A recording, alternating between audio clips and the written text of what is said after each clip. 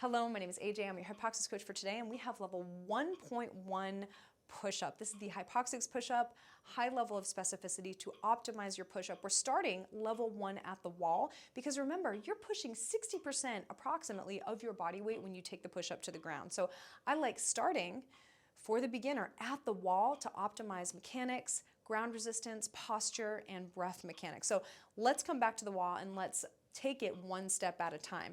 Now, you're gonna begin with pressing your hands into the wall and screwing your hands into the wall externally. So if the wall were slippery, they turn out like this. What is that doing? That's engaging your shoulder rotator cuff. So check it out here. So my hands are at about chest height. So I'm placing my body at about a 45-degree angle toward the wall. If you need to be a little bit higher, that's simply just going to put less resistance on your body. You can even begin here. Just make sure that those hands are at just about chest height so that you're optimizing getting that chest press. Now, I like to put the weight on the second toe on this one. And you know, if you're starting here, the heels can be down, absolutely. That's a good place to start because you'll even feel your chest and your arms working here.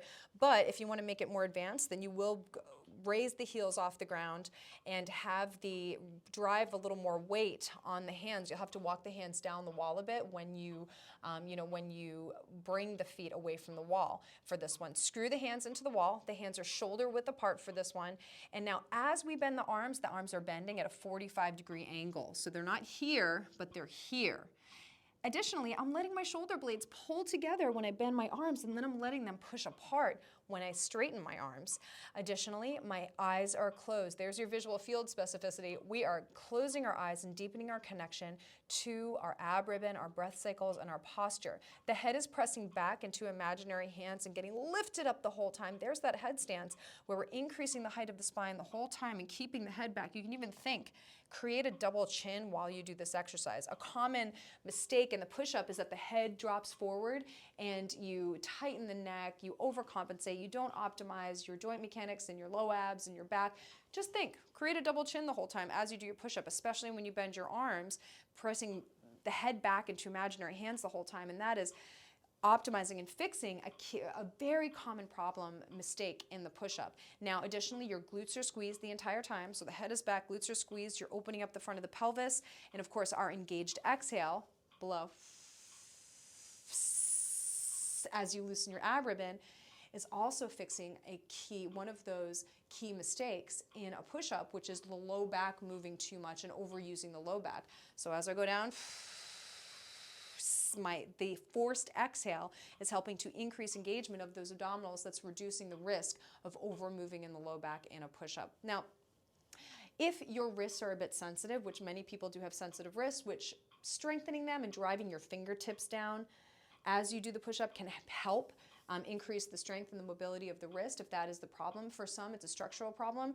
And so for you, you may choose to put knuckles on the wall. Instead, still screw those knuckles externally. So if the wall were slippery, they would turn out like this so you can engage in that shoulder rotator cuff. You may want to put, towels, washcloth, and Eric's pad, something underneath your knuckles to make that, that knuckling of the wall a bit more comfortable. Okay, eyes are closed the whole time. If this is your first time, I want you to stay connected to your breath cycles, loosening your ab ribbon on the engaged exhale and tightening it on the inhale. We are very slowly going through this. We have 4 breath cycles, pausing the movement on every single engaged inhale. So let's practice here. Hands on the wall, chest tight, heels off, if that's comfortable for you.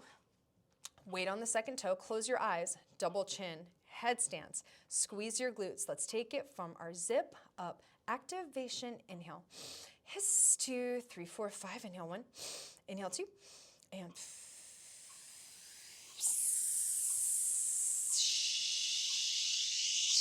loosen the ribbon, now tighten, inhale, inhale, blow, head back,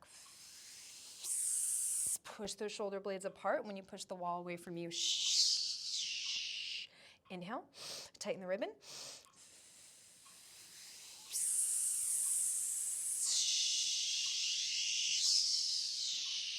inhale, inhale, screw those hands, push them apart. Really excellent work. Now, something that I didn't reinforce as much at the beginning of the video is the shoulder blades, when you bend your arms, should come together, and when you straighten your arms, you should let them push apart.